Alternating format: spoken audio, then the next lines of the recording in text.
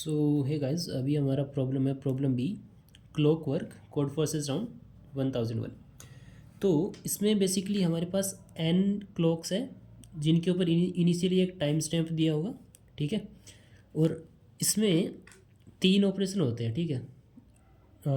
Order में सबसे पहले ऑपरेशन होता है कि हर सेकंड जितने भी क्लॉक्स है ना उनका टाइम एक से डिक्रीज़ हो जाएगा, ठीक है। सो डिक्रीज़ बाय 1, पहली चीज़ तो ये होगी। दूसरी चीज़, हम क्या कर सकते हैं कि हम स्टार्टिंग किसी भी क्लॉक से कर सकते हैं, ठीक है। सपोज़ यहाँ पे क्लॉक्स है जिन पे नंबर लिखे हैं 5, 3, 5 और इस तरह से कुछ है, और हम यहाँ से स्टार्ट कर सकते हैं, ठीक है, कि हम इस क्लॉक पे ऑपरेशन स्टार्ट करना परफॉर्म करना स्टार्ट करेंगे। तो हम या तो जिस पोजीशन पे करंटली है वहीं पे रह सकते हैं, या फिर मूव टू एडजेसेंट, ठीक है, मूव टू एडजेसेंट। फिर तीसरा ऑपरेशन है कि अब तीसरे ऑपरेशन में आप करंटली जिस क्लॉक पे हो उसको आप उसकी इनिशियल वैल्यू से रीसेट कर सकते हो। मतलब अगर आप सपोज़ आप पहले यहाँ पे हो, ठीक है, तो अगर आप एडजस्टमेंट पे मूव नहीं करते हो, मतलब अभी भी यहीं पे हो, ठीक है, और अभी तो इसकी इनिशियल वैल्यू 3 है, बट डिक्रीज़ होने के बाद सपोज़ ये ऐसे हो जाएगा 4, 2, 4, 3, ठीक है, सबको एक एक से डिक्रीज़ कर दिया, और अभी भी आप यहीं पे हो, तो आप इसको रीसेट कर सकते हो 3 से, या फिर आप एडजस्टमेंट में जाके इसको रीसेट कर सकते हो, ठीक है। तो रीसेट टू इनिशियल वैल्यू,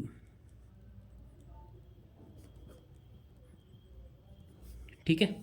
तो ये तीन ऑपरेशन इसी ऑर्डर में चलेंगे। पहले क्या होगा कि सब एक एक से डिक्रीज़ होंगे। दूसरा, आप या तो जिस पोजीशन पे अभी हो वहीं पे रह जाओ, या फिर एडजेसेंट पे मूव कर सकते हो, लेफ़्ट या राइट कहीं भी, या फिर आप उसके बाद आप रीसेट कर सकते हो टाइम को जो पहले था, ठीक है। तो अभी हमें ये बताना है कि क्या हम इस चीज़ को इन्फानाइट टाइम्स तक चला सकते हैं या फिर नहीं चला सकते, ठीक है। 5, 3, 5। तो एक सिंपल एग्जांपल लेते हैं, सपोज 4 और 10, ठीक है। हमारे पास दो क्लॉक है ओनली, एंड आप करंटली इस पे हो। तो जब ये ऑपरेशंस परफॉर्म होंगे तो सबसे पहले क्या होगा कि जितनी भी क्लॉक्स हैं उनका टाइम एक से डिक्रीज़ हो जाएगा। तो ये हो जाएगा 3 और 9। एंड सपोज़ आप यहाँ पे हो अभी 3 पे, ठीक है। तो आप चूज़ कर सकते हो कि आपको यहीं पे रहना है या फिर एडजेसेंट पे जाना है। तो आपने ये देखा कि इसकी वैल्यू कम है, ठीक है, तो मैं यहीं पे रहूँगा, एडजेसेंट पे नहीं जाऊँगा। तो ठीक है, आप यहीं पे रह गए। उसके बाद आपने रीसेट कर दिया इसका टाइम, तो ये हो गया 4 एंड ये रहा 9, ठीक है। फिर से यही ऑपरेशन चलेगा दोबारा से इसी साइकिल में। फिर से ये हो जाएगा 3, ये हो जाएगा 8। फिर से आपने ये डिसाइड किया कि मैं तो यहीं पे रहूँगा, 3 सबसे कम है, तो फिर से आपने इसको रीसेट कर दिया और ये हो गया 7। तो आप जब तक आप यहाँ पे नहीं जाओगे तो इसका टाइम डिक्रीज़ होता रहेगा। तो मतलब आप, ऐसा नहीं है कि आप मिनिमम पे रहते रहोगे, एक टाइम पे ये ज़ीरो हो जाएगा। तो जैसे ही ज़ीरो हो जाएगा किसी भी क्लॉक में, अगर टाइम ज़ीरो हो जाता है तो आप उसी टाइम पे हार जाओगे, ठीक है। तो हमें उसको ज़ीरो नहीं होने देना, मतलब हमें हर क्लॉक को मैनेज करके चलना पड़ेगा, ठीक है।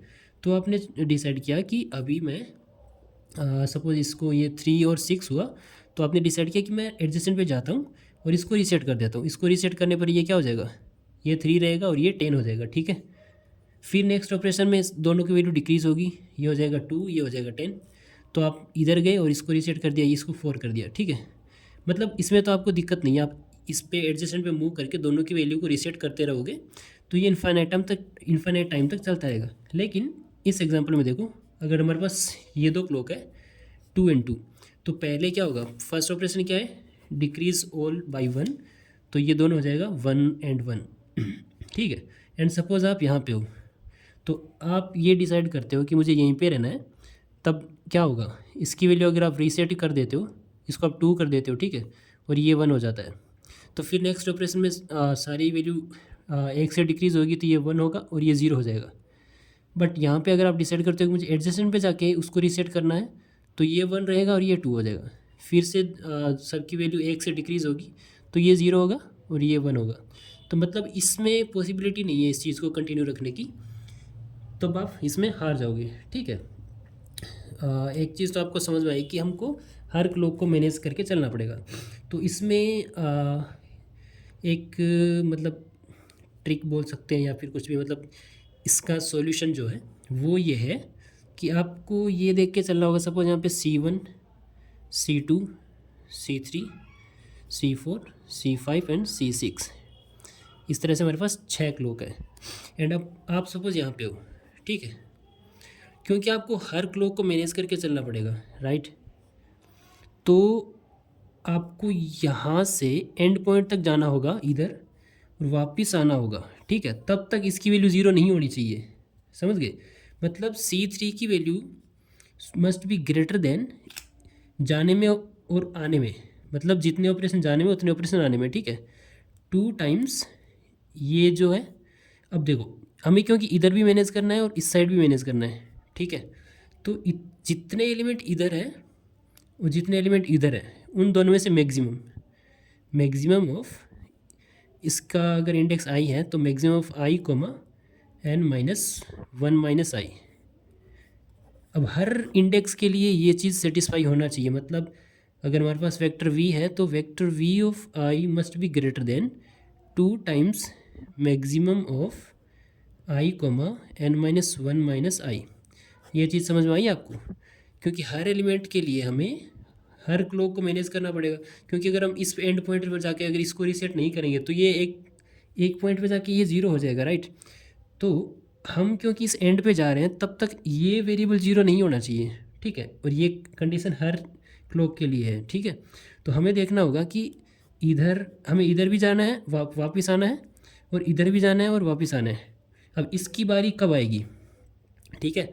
अब हम अगर मान लो इधर में ज़्यादा एलिमेंट्स हैं तो हम इधर जाके इधर आए, ठीक है, गए और वापस यहाँ पे आए, तो इसकी बारी आ गई। मतलब 2 टाइम्स इधर जितने एलिमेंट्स थे n-1 - I, इधर इतने एलिमेंट्स थे, ठीक है।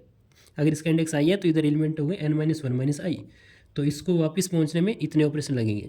फिर यहाँ पे इस साइड अगर जाके आते हैं तब इधर क्योंकि I एलिमेंट रहेंगे, क्योंकि 0, 1 और इसका इंडेक्स 2 है, ठीक है। तो यहाँ पे 2 एलिमेंट्स हमें पता है, तो इधर कितना टाइम्स लगेगा, 2 टाइम्स I। तो ये वेरिएबल की वैल्यू तब तक 0 नहीं होनी चाहिए, राइट। तो इस वेरिएबल की value must be greater than 2 times in दोनों में से मैक्सिमम, समझ गए। तो यहाँ पे हमारा सिंपल सा कोड है कि हम एक फ्लैग वेरिएबल लेके चलेंगे, ठीक है, जिसमें इनिशियली 0 रख देंगे एंड फिर फॉर लूप लगा के देख लेंगे। अगर मतलब हमने क्या देखा कि इसकी वैल्यू इससे ज़्यादा होनी चाहिए, 2 times maximum of I, n-1 - I, ठीक है। तो हमें जब ये कंडीशन मिलती है कि अगर v of I is less than equals to 2 times maximum of I, n-1 - I, तब हम फ्लैग में 1 रखेंगे और लूप को ब्रेक कर देंगे। फ्लैग में 1 रखा मतलब वो वेरिएबल कंडीशन को सेटिस्फाई नहीं किया हमारी, जो हमारी रिक्वायर्ड कंडीशन थी। तो अगर फ्लैग में 1 है तो यहाँ पे नो करना है, ठीक है। ये मैंने मिस्टेक से लिख दिया, ठीक है। और यहाँ पे हमें यस करना है, ठीक है। फ्लैग में 1 है मतलब हमारी रिक्वायर्ड कंडीशन तो ये थी ना, ये सेटिस्फाई नहीं हुई, ठीक है। तब हमें नो करना है, अदरवाइज़ हमें यस करना है। सो ये इसका सिंपल सा कोड है बस। कि आई होप ये चीज़ आपको समझ में आई हो, क्योंकि हमें हर क्लॉक को मैनेज करके चलना है, इसलिए दोनों साइड में मैक्सिमम एलिमेंट्स लेके देखना होगा हर वेरिएबल के लिए। तो इसमें बस उतना ही करना था। कोड बहुत सिंपल है, मैं दोबारा दिखा सकता हूँ इसका, ठीक है। ये रहा। बाकी thank you so much for watching the video and do subscribe the channel for more videos. Thank you.